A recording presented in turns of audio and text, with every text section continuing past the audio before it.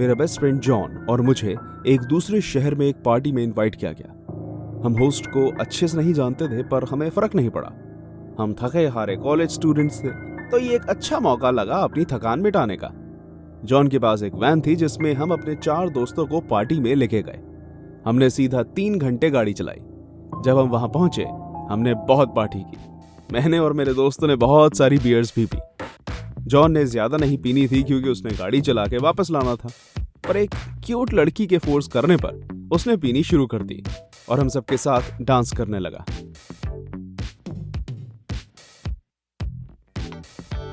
मुझे पक्का पता है हमने वहां कुछ ड्रग्स भी किए थे, पर मैं इतने नशे में था कि कुछ ढंग से याद ही नहीं आ रहा था। आखिर में मुझसे तो चला भी नहीं जा रहा था और जॉन भी थोड़ा नशे में था।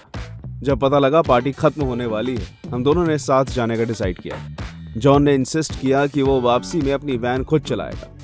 मैंने उससे कहा कि ऐसी हालत में ड्राइव करना अच्छा आइडिया नहीं है, और उसने इंसिस्ट किया कि वो ठीक है और कुछ मिनटों में ठीक हो जाएगा। मैं विरोध करना चाहता था, पर मैं खुद ही बहुत नशे में था और थका हुआ था कि बहस करने की हिम्मत ही नहीं थी। इसके अलावा मेरे पास वापस घर जाने का कोई और चारा भी नहीं था, और वैसे भी हम सब में तो वो ही सबसे सोबर था, कुछ भी कह लो।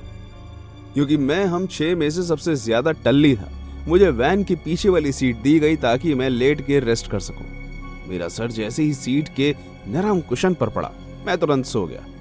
जब मैं उठा तो मैंने देखा वैन धीरे धीरे चल रही थी। मैं उठा और अपने होंठ से लटकती लार से पूछा, क्या हुआ? हम धीरे धीरे क्यों चल रहे हैं? मैंने पूछा, अभी भी नशे की धुत हालत में। हम किसी को लिफ्ट दे रहे हैं, जॉन ने लड़खड़ाती आवाज में बोला। मैं उससे कहने वाला था कि आधी रात में या दिन में भी किसी को लिफ्ट देना ये बहुत घटिया आइडिया, पर फिर मैंने हिचहाइकर को अपना अंगूठा दिखाते हुए पीछे की खिड़की से देखा। वो एक पतली जवान औरत थी और बहुत सुंदर भी। उसकी स्किन हड्डियों जैसी सफेद थी और उसके बाल काले और लंबे। उसके कपड़े को देख के लग रहा था जैसे अभी अभी किसी के फ्यूनरल से आ रही हो, और उसकी शक्ल चिंतित लग रही थी। जॉन ने शीशा नीचे करने से पहले 1 सेकंड लगाया अपने बाल ठीक करने के लिए और अपनी सांस सूंघी, जिसमें से ऑफ कोर्स शराब की बदबू आ रही थी। हे मिस, क्या आपको लिफ्ट चाहिए? उसने उस औरत को अपनी बेस्ट स्माइल देते हुए पूछा। मैंने उससे जवाब देते हुए नहीं सुना, पर मैंने सोचा शायद उसकी आवाज बहुत धीमी होगी, तो मुझे समझ नहीं आया। उसने हाँ ही कहा होगा क्योंकि जॉन ने तुरंत उसके लिए दरवाजा खोल दिया। बाकी सभी सीट्स पे कोई ना कोई था, तो वो पीछे मेरे साथ आकर बैठ गई। वो मेरे साथ तो बैठी, पर उसने सीट बेल्ट नहीं पहनी। उसको पास से देख के ऐसा तो लग रहा था जैसे वो किसी बात से परेशान है। जिस तरह के उसने कपड़े पहने थे, उससे तो ऐसा लग रहा था जैसे उसने अपना कोई करीबी खोया है और फ्यूनरल से वापस आते हुए रास्ते में फंस गई है। मैं उसे चीयर अप करना चाहता था, तो मैंने उसे प्यार से बात करनी शुरू कर दी। हाय, तो तुम कहाँ जा रही हो? वो मेरी तरफ मुड़ी और बात करने के लिए अपना मुंह खोला। मुझे उसके होठों को देख के लग रहा था कि वो कुछ बोल रही है, पर उसने जो भी कहा मुझे कुछ सुनाई नहीं दिया। जॉन ने शायद उसे ठीक से सुना हो। शायद वो यहां से कुछ ही घंटे की दूरी पर है। उसने जो भी कहा जॉन ने उसको जवाब दिया। हम वहां से अपने स्नैक्स भी ले सकते हैं, किसी को कुछ चाहिए? मेरे बाकी दोस्तों ने खाने की चीजों के नाम बोलना शुरू कर दिए जो उन्होंने खाने थे। Hot dogs, burgers, fries, typical शराबियों का खाना। उन लोगों ने भी उस पीली लड़की की बातें और जगह सुन ली थी। मुझे नहीं पता कि मुझे सुनाई क्यों नहीं दिया, पर इतने नशे में मैंने ज्यादा ध्यान नहीं दिया। मैं गाड़ी के दरवाजे से सर टिकाकर लेट गया और अपना सर दर्द खत्म होने का इंतजार करने लगा। हम रोड पर कुछ घंटे गाड़ी चलाते रहे और इस पूरे टाइम मेरे दोस्त मेरे साथ बैठी उस लड़की से बातें कर रहे थे, पर मैंने उसके मुंह से एक शब्द भी नहीं सुना।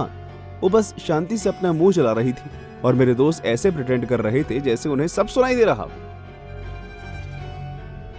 मेरी आंखें नींद में बंद होने ही वाली थी कि हम खाने वाली जगह पर पहुंच गए। ऐसी नशे की हालत में किसी ने भी उस जगह से आता हुआ ट्रक नहीं देखा और फिर बहुत देर हो चुकी थी। मैंने सफेद हेडलाइट्स देखी और फिर एकदम से बड़ा झटका लगा और हमारी गाड़ी हेड ऑन ट्रक में घुस गई। मेरे पैर आगे वाली सीट के नीचे कुचल गए।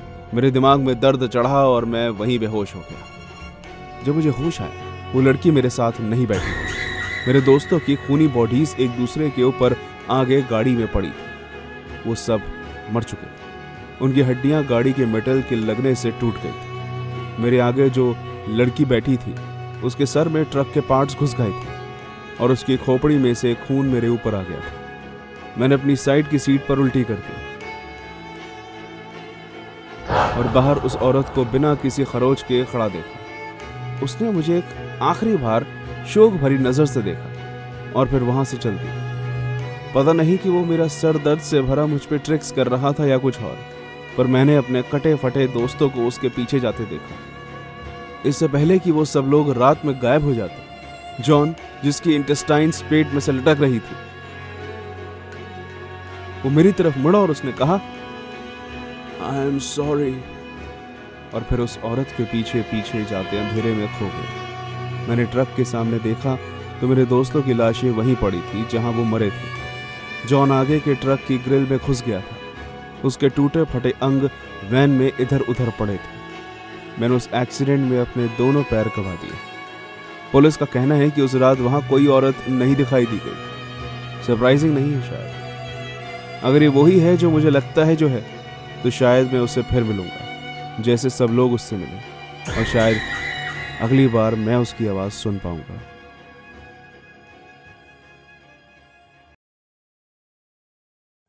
मैं एक लंबी सड़क पे अपनी फैमिली से मिलने जा रहा था कि तभी मुझे एक हिचहाइकर दिखी। मैं यूजुअली सहयात्रियों को लिफ्ट नहीं देता क्योंकि मैं जनरली लोगों पर विश्वास नहीं करता, पर इस लड़की में कुछ तो ऐसा था कि मैं उसकी मदद करना चाहता था। शायद इसलिए कि वो मुझे मेरी बहन की याद दिला रही थी और मेरे कंधे पर बैठी प्यारी परी मुझे उसकी मदद करने के लिए कहती जा रही थी जैसे जैसे मैं उसके पास पहुंच रहा था। वो जवान लड़की थी, थोड़ी छोटी उम्र की, शायद कुछ 21-22 साल की। उसने जो कपड़े पहने हुए थे वो ठंड वाले कपड़े तो बिल्कुल नहीं थे। इनफैक्ट वो तो एक नाइटी लग रही थी जो तुम सोते हुए पहनते हो। ऐसा कुछ नहीं जो तुम रात में रेगिस्तान में पहनोगे। ऐसा हो ही नहीं सकता कि वो ठंड में थरथरा ना रही हो, पर फिर भी वो जमीन में अपनी आंखें गड़ाए मदहोश सी देखे जा रही थी। मैंने अपनी गाड़ी उसके पास जाकर धीरे की। मैंने अपनी खिड़की नीचे की और उसने चिंतित चेहरे से मुझे देखा। मैम, आपको लिफ्ट चाहिए? मैंने उससे पूछा। वो पहले तो हिचकिचाई और पीछे देखने लगी जैसे कोई और गाड़ी आके अभी रुकेगी। मैं उसे ब्लेम नहीं कर सकता। कोई भी औरत आधी रात को किसी अजनबी आदमी की गाड़ी में बैठने से हिचकिचाएगी ही, जिससे वो पहले कभी ना मिली हो। बाद में ऐसा लगा कि किसी अजनबी की गाड़ी में बैठने से अच्छा है कि हाइपोथर्मिया से ही मर जाए। लिफ्ट बेहतर होगी, उसने एक लंबे विराम के बाद जवाब दिया। मुझे कोई प्रॉब्लम नहीं है तुम्हें लिफ्ट देने में, मैंने मुस्कुराते हुए कहा, पर क्या पहले बताएंगे आपको जाना कहाँ है? मुझे नहीं पता, उसने मुझसे आंखें चुराते हुए कहा। उसे ढंग से देखने के बाद मैंने देखा कि उसकी बाहों और टांगों में कट्स और चोट के निशान थे। कुछ तो ताजे लग रहे थे। मैं बता नहीं सकता कि वो किसी एक्सीडेंट के थे या किसी और हादसे के। जो भी था, ये सब देखने के बाद मैं उसे अकेले छोड़ के नहीं जाना चाहता था। मैं यहाँ कुछ ही दूर के शहर में जा रहा हूँ, मैंने उससे बताया। मैं तुम्हें वहां छोड़ दूं? वहां पे एक क्लिनिक भी है, वो तुम्हारी मदद कर देंगे।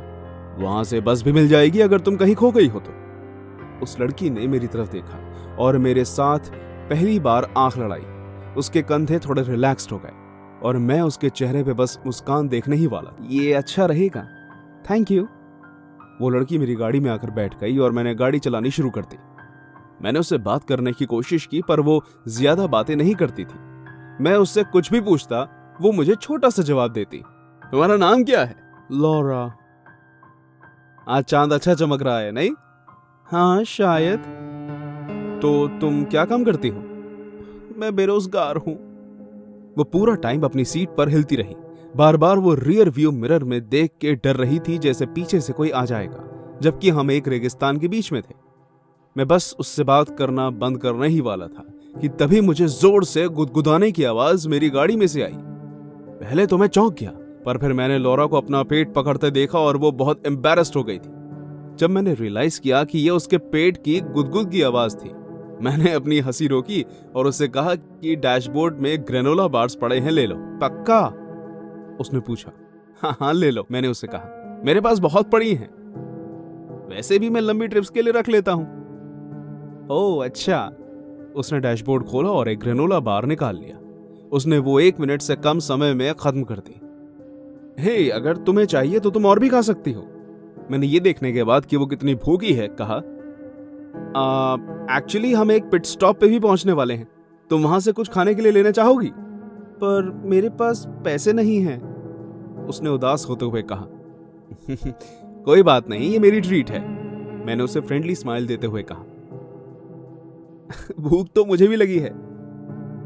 वेल, अगर आपको कोई प्रॉब्लम नहीं है तो बिल्कुल, आपका बहुत भला होगा। लॉरा उसके बाद चहचहाने लगी। उसने मेरे जोक्स पे हंसना और स्माइल करना शुरू कर दिया। मैं अभी भी उसके बारे में ज्यादा जान नहीं पाया था। हमने फैमिली के बारे में बातें की, स्पेशली मेरी फैमिली, क्योंकि उसकी बातों से ऐसा लग रहा था जैसे वो अपनी फैमिली के बारे में बात नहीं करना चाहती थी। जब तक हम पिट स्टॉप पहुंचे, हम ऐसे बात करने लग गए थे जैसे बहुत पुराने दोस्त हों। अगर मेरी गाड़ी का हीटर चालू नहीं होता तो वो तो बाहर ठंड में ठिठुर जाती, तो मैंने उससे अपनी जैकेट दे दी। मैंने नीचे स्वेटर पहना हुआ था तो मुझे ज्यादा फर्क नहीं पड़ा। हमारे पिट स्टॉप डाइनर पे पहुंचने से पहले उसने जैकेट की जिप बंद कर ली और हुड पहन लिया। हम लोग बहुत से ट्रक वालों को क्रॉस करते हुए गए जो एक दूसरे के साथ खाने पर हंस बोल रहे थे। लॉरा ऐसी लग रही थी जैसे उसे शांति पसंद हो, तो मैं उससे डाइनर के कोने में ले गया जहां ज्यादा शोर नहीं था। उसे ज्यादा फर्क नहीं पड़ा, पर शायद ये लॉरा को पसंद आया। मैंने 2 पैनकेक्स ऑर्डर किए, ठीक ठाक बेकन और कॉफी, जो कि हमें एक बाकी के रास्ते जगाए रखती। मैंने ऑलमोस्ट नोटिस नहीं किया था कि एंट्रेंस की बेल रिंग हुई जैसे ही एक और कस्टमर अंदर आया, और दूसरे हाथ लॉरा ने तुरंत जैकेट का हुड पहन लिया और सीट पे और श्रिंक हो गई जब उसने देखा कि कौन आया। मैं बता सकता था कि उसने जो हुड से अपना मुंह ढका है वो डर के मारे ढका है। मैंने पीछे मुड़ के देखा कि कौन आया है। एंट्रेंस पे एक अस्त व्यस्त दिखने वाला आदमी था जिसके छोटे बेजान बाल और पागलों वाली नजरें खून से भरी थी। वो वहां ट्रक वालों के पास गया और एक के कंधे पर थपथपाया। ओए, क्या तुमने किसी भूरे बालों वाली लड़की को यहां तो देखा है? उसने पूछा। ट्रक वाले ने उसे देखा और फिर नीचे देख के हंसने लग गया। नहीं भाई, अगर होगी भी तो वैसी लड़की तुम्हें तो नहीं मिलेगी। ट्रक वाले के दोस्त भी हंसने लगे। वो आदमी को हंसी नहीं आ रही थी। उसने ट्रक वाले का कॉलर पकड़ा और अपनी शर्ट के अंदर से कुछ निकाला। मैं हांफा जब मैंने देखा कि उसके पास तो गन है। उसने उस ट्रक वाले के सर पे ट्रिगर चलाया। तू उसे लेके गया है ना? मुझे पता है मेरी लॉरा इतनी दूर अपने आप नहीं आ सकती। कहाँ है वो? जब बाकी के ट्रक वाले उसे काम डाउन करने की कोशिश करने लगे, लॉरा ने अपना चेहरा छुपा लिया और उसकी उंगलियों के बीच में से उसके आंसू बह रहे थे। मैं उसकी हेल्प करना चाहता था, पर उसके पापा के पास गन से निकलने का कोई रास्ता नहीं था।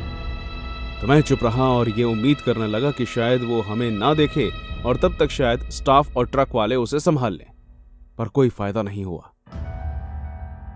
उस सनकी आदमी ने उस ट्रक वाले के सर में गोली दाग दी। बुलेट उसके सर को छलनी करती हुई उसके भेजे को चीर गई। अपने दोस्त की मौत को देख एक ट्रक वाले ने उससे उसकी बाजू से पकड़ा। उस बीच गन कुछ बाहर चली, पर उन लोगों ने उसकी गन उसके हाथ से छुड़वा ली। वेट्रेस ने गन को किक मारी और ट्रक वालों ने उसे मारना शुरू कर दिया। उसके हाथ बार बार उसके मुंह पे आ रहे थे। जब तक पुलिस आई, उस आदमी का हुलिया बदल चुका था। उसका मुंह सूजा हुआ और नीला पड़ गया था। उसकी दोनों आंखें फूट गई थी और उनमें से खून भी बह रहा था। उसके पीले दांत टूटे हुए जमीन पर पड़े थे और जो मुंह में थे वो भी बस टूटने ही वाले थे। मैं पुलिस ऑफिसर के पास लॉरा के साथ गया और उन्हें सिचुएशन बताई। लॉरा अपने पागल बाप से छुटकारा पाने के लिए घर से भागी थी। उसने उसे उस सुनसान सड़क पर फॉलो किया और मैं ड्राइव करके जा रहा था जब मैंने उसे देखा, और वो जेल में है और बहुत समय तक वहीं रहेगा, और अब लॉरा अपनी जिंदगी खुल के जी सकती है। मैं अभी भी लॉरा से बात करता हूं, हालांकि वो अभी भी ट्रॉमा से निकली नहीं है, पर उसका फ्यूचर अच्छा है क्योंकि उसमें उसका बाप नहीं है। मुझे डेजर्ट में यात्रा करने के लिए फोर्स किया गया था जब मेरी कार खराब हो गई। मैं अपनी फैमिली से मिलने दूसरे शहर जा रही थी जब वो सस्ती सेकेंड हैंड टोयोटा गाड़ी जो मैंने अपने बर्थडे पे ली थी खराब हो गई। मुझे किसी अजनबी से लिफ्ट मांगने का आइडिया बिल्कुल अच्छा नहीं लगा और मैं घंटों तक वहीं खड़ी रही ताकि मेरे साथ कुछ गलत ना हो।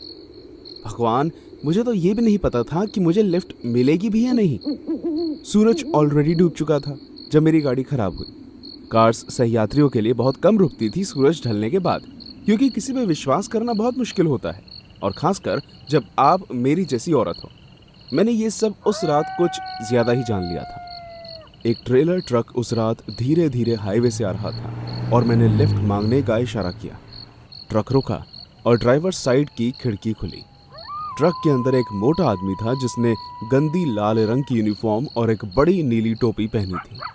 ऐसा लग रहा था जैसे उसने कई दिनों से शेव नहीं की, और उसकी लाल आंखें देख के ये भी लग रहा था जैसे वो कई दिन से सोया भी नहीं हो। तुम कहाँ जाना चाहती हो मैडम? उसने थकी हुई आवाज में पूछा। मुझे बस पास के शहर में या किसी जगह जाना है जहां मेरे फ़ोन में नेटवर्क आ जाए। मैंने अपनी गाड़ी की तरफ इशारा किया। एक्चुअली मेरी गाड़ी ख़राब हो गई है तो मुझे टो करने के लिए ट्रक बुलाना है। उस आदमी ने मेरी गाड़ी की तरफ देखा और मुस्कुराया। मैं मदद करना चाहूँगा। आ जाओ। मैं जितना चाह रही थी उस आदमी पे उतना ही कम ट्रस्ट कर पा रही थी। उसकी शक्ल देख के ही मेरे सर में घंटियाँ बज रही थी। पर मेरी मम्मी हमेशा कहती थी कि लोगों को उनकी शक्ल से जज नहीं करना चाहिए, और वैसे भी बेगर्स कांट बी चूजर्स। और वैसे भी मुझे पक्का पता था अगर ज़रूरत पड़ी तो मैं अपने आप को बचा तो लूँगी। मैं शायद वैसे दिखती ना हूँ, पर मैं जब से 18 साल की हूँ तब से नेवी में सर्व कर रही हूँ। हाँ, मैं डायरेक्ट कॉम्बैट में नहीं थी, पर मुझे इतना तो लड़ना आता ही था कि उस मोटे ट्रक ड्राइवर को संभाल लेती। मैं उस आदमी के ट्रक में एनर्जी ड्रिंक्स के कैंस को लात मारते हुए आगे सीट पे बैठ गई। वो आदमी मुझसे बात करने की कोशिश कर रहा था और मैं पूरे ढंग से उससे मजाक करने की कोशिश कर रही थी। वो कुछ अजीब था। वैसे मैं कह नहीं सकती कि वो थका हुआ था इसलिए या इसलिए कि वो छोटी बात नहीं कर पा रहा था। कुछ देर में बातें कुछ अजीब सी होती चली गई। वो कुछ ऐसे शुरू हुई जब उसने मुझसे पूछा कि मेरा कोई बॉयफ्रेंड है। मैंने उसे बताया नहीं, कोई नहीं है। मैंने उसे ये भी बताया कि मेरा बॉयफ्रेंड बनाने का कोई प्लान भी नहीं है। उसने फिर जब मुझसे मेरी बॉडी के मेजरमेंट्स पूछे तब मैंने उससे बात करना बंद कर दिया और खिड़की के बाहर देखने लगी। मैंने ऐसे प्रिटेंड किया जैसे मैं बाहर की रेत और भी ज्यादा रेत को कुछ कैक्टस के साथ ही सीनरी देख रही हूँ। उसे वो ज्यादा अच्छा नहीं लगा। मेरे फोन पर डिस्ट्रैक्ट होने के बावजूद वो अपने विचार व्यक्त करता ही चला गया कि औरतों को कैसे बिहेव करना चाहिए और क्यों उस जैसे अच्छे आदमी को क्यों एक डेट मिलनी मुश्किल हो रही है। मेरे दिमाग के सेल्स के पास उसकी बकवास सुनने से बेहतर काम था, तो मैंने उसकी बातें सुनना बंद कर दिया। हर एक 2 मिनट में मैं हाँ हूँ में जवाब दे देती, पर ज्यादातर राइड में मैं डे ड्रीम ही कर रही थी। कुछ देर बाद मुझे कुछ आवाज सी सुनाई दी जो एकदम मेरे पीछे से आ रही थी। वो आवाज कुछ ऐसी थी जैसे कोई मेटल पे कुछ बजा रहा हो। पहले मैंने उसके बारे में ज्यादा नहीं सोचा और ये ज्यूम किया कि कार्गो मेटल की दीवारों पे बज रहा होगा। पर जब वो आवाज बार बार आती जाती सुनाई दी, मुझे रियलाइज हुआ कि उस आवाज का एक पैटर्न था जो मैंने समझने में बहुत ज्यादा टाइम ले लिया। Tap tap tap tap tap tap tap tap tap 3 बार, और हर तीसरी बार टैप टैप टैप की आवाज लंबी। वो आवाज मुझे बहुत ज्यादा इरिटेट कर देती अगर मैं समझ नहीं पाती कि वो आवाज क्या थी। मैंने अपना डिसइंटरेस्टेड पोकर फेस बनाए रखा बाकी की राइड में। मैंने ये चीज नेवी में सीखी थी कि अपना संयम बनाए रखना चाहिए जब तक मंजिल पे ना पहुंच जाएं। ट्रक वाले ने मुझे बाकी के रास्ते अपने साथ ले जाने के लिए कहा, मुझे वहां छोड़ने की बजाय। मेरा दिल जोर से धड़क रहा था। मैंने उसे हामी भरी पर कहा कि पहले मुझे रास्ते के कन्वीनियंस स्टोर से कुछ खाने के लिए उठाना है। मैं चुपचाप कन्वीनियंस स्टोर गई, कैशियर के पास पहुंची और उससे कहा कि पुलिस को फोन करे क्योंकि उसे एक किडनैपिंग रिपोर्ट करनी। पहले वो हिचकिचा रहा था, पर जब मैंने उसे अपना वेटरन कार्ड दिखाया तो वो तुरंत मान गया। मैंने उससे कहा कि ट्रक वाले को बाहर ही रखे जब तक पुलिस नहीं आ जाती। कैशियर ने पेट्रोल पंप वाले को भी बुला लिया जो खुद एक वेटरन था। मेरी बात सुनने के बाद वो ऐसे प्रिटेंड करने को मान गया जैसे गैस पंप्स में कोई प्रॉब्लम है और जब तक पुलिस नहीं आ जाती वेट करना पड़ेगा। जब पुलिस वहां पहुंची तब उन्होंने ट्रक की तलाशी ली और मेरा शक सही निकला। जैसे ही ट्रक का ट्रेलर खोला गया, वहां से गंदी इंसान की मल और मूत्र की दुर्गंध आ रही थी। उसके अंदर करीब 1 दर्जन औरतें बंधी हुई थी जिनका मुंह डक्ट टेप से बंद किया हुआ था। बहुत सारी तो कुपोषित लग रही थी और मरने की कगार पर थी। हर एक औरत पे कोई ना कोई चोट थी जो सेक्सुअल असॉल्ट से लगी थी। वो टैपिंग की जो आवाज़ मैंने सुनी थी वो कोई ऐसी आवाज़ नहीं थी, वो एक मदद के लिए पुकार थी जो मोर्स कोड द्वारा एक औरत मुझे दे रही थी। भगवान का शुक्र है कि नेवी में होने के कारण मुझे मोर्स कोड याद था, जो मदद मांगने का यूनिवर्सल कोड है। टैप टैप टैप यानी एस, टैप टैप टैप यानी ओ, टैप टैप टैप यानी एस, सेव आवर सोल्स।